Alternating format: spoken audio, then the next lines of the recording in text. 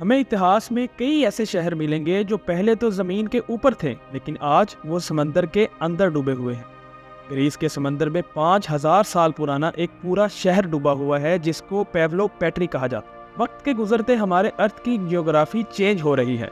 Global warming की वजह से ओशंस का पानी बढ़ रहा है और इस बात में कोई शक नहीं है कि आने वाले सालों में दुनिया के कई छोटे बड़े शहर पूरे के पूरे पानी के अंदर होंगे। इस ग्लोबल वार्मिंग के नतीजे में इंडिया, पाकिस्तान और बांग्लादेश के कौन कौन से शहर कितने और कब डूबेंगे, ये सब आप जानेंगे इस वीडियो में।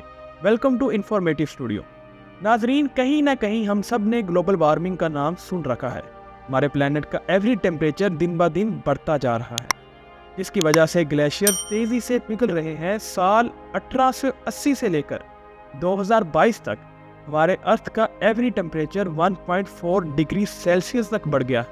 और अगर पिछले 20 सालों को देखा जाए तो हर साल पिछले वाले से ज़्यादा गर्म होता है, जिसका मतलब ये है कि ग्लोबल वार्मिंग का रेशियो तेज़ी से बढ़ता जा रहा है। और नासा के मुताबिक इस बात के 95% चांसेस हैं कि ये ग्लोबल वार्मिंग ह्यूमन एक्टिविटी की वजह से हो रही है, जिसमें मैस लेवल पे डिफोरेस्टेशन और फॉसिल फ्यूल का बर्न होना भी शामिल है।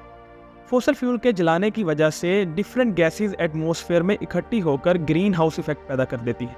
अब इसके रिजल्ट में दुनिया भर में मौजूद बर्फ के ग्लेशियर्स आहिस्ता आहिस्ता मेल्ट होकर ओशंस का लेवल बढ़ा रहे हैं। फॉसिल फ्यूल इस्तेमाल करने से पहले ही साल 1800 से लेकर 1900 तक ओशंस का लेवल 6 सेंटीमीटर तक बढ़ चुका था, यानी तकरीबन 2.5 इंचेस। लेकिन फॉसिल फ्यूल इंसान के हाथ लगने के बाद से ओशंस के लेवल में बहुत ज़्यादा इजाफा देखा गया है।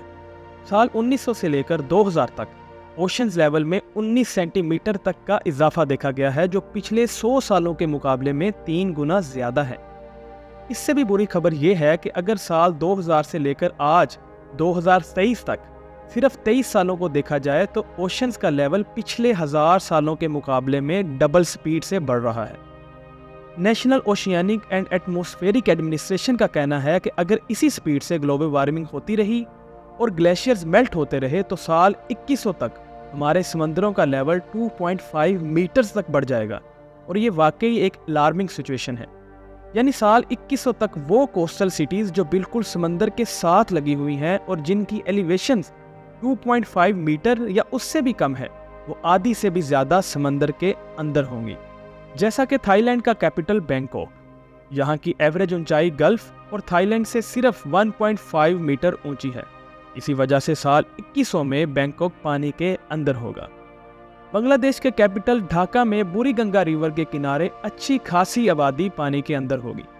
अजरबैजान की बात की जाए तो इसका ज़्यादातर एरिया पानी की नज़र हो चुका होगा।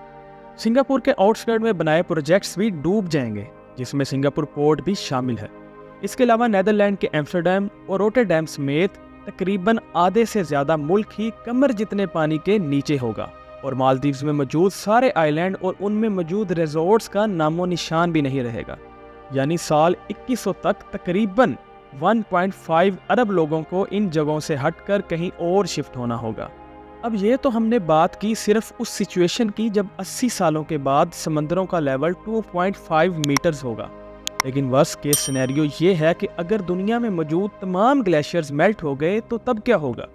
एक एस्टीमेट के मुताबिक अगर मेल्टिंग रेट इसी स्पीड से चलता रहा तो 5000 सालों के बाद पूरा ग्रीनलैंड, आइसलैंड और तमाम ग्लेशियर्स मेल्ट हो जाएंगे और इनकी वजह से हमारे ओशंस का लेवल 70 मीटर तक बढ़ जाएगा। लेकिन ज़रूरी नहीं कि ये नौबत 5000 सालों के बाद ही आए।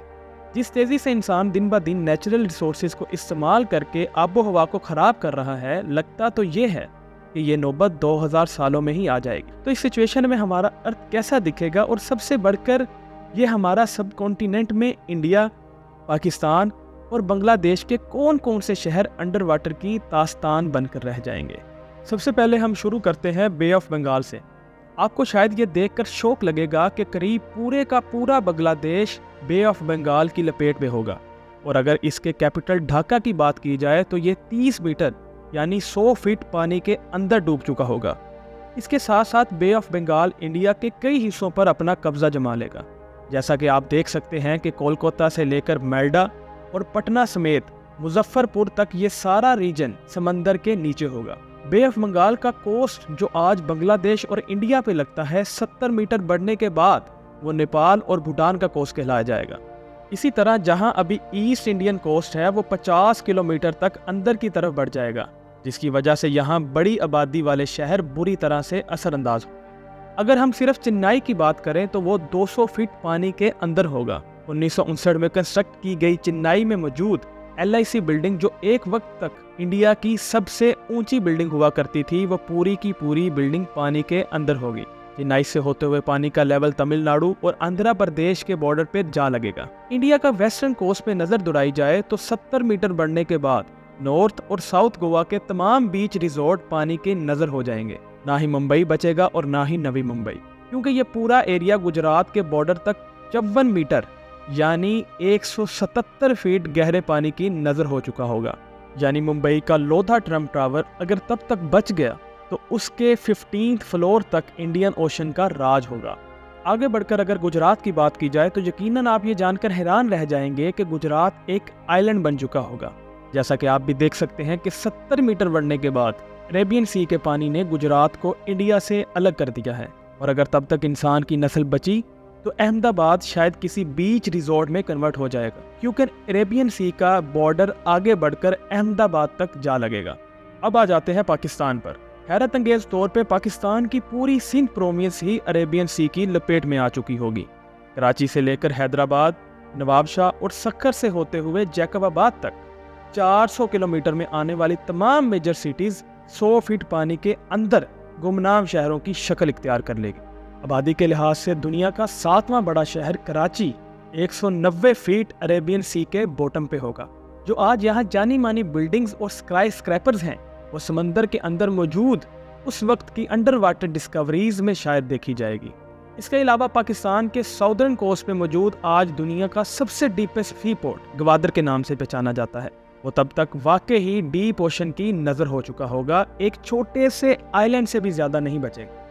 उम्मीद करता हूँ आपको ये वीडियो पसंद आई होगी। अगर आपको ये वीडियो पसंद आई है तो इस वीडियो को लाइक करें, शेयर करें और कमेंट करके हमें ज़रूर बताएं कि आपको ये वीडियो कैसी लगी। और मज़ीद ऐसी वीडियोज़ को देखने के लिए हमारे इस चैनल को सब्सक्राइब करें और बेल आइकन को ज़रूर दबाएँ, ताकि आपको हर नई आने वाली वीडियो का नोटिफिकेशन टाइम से मिलता रहे।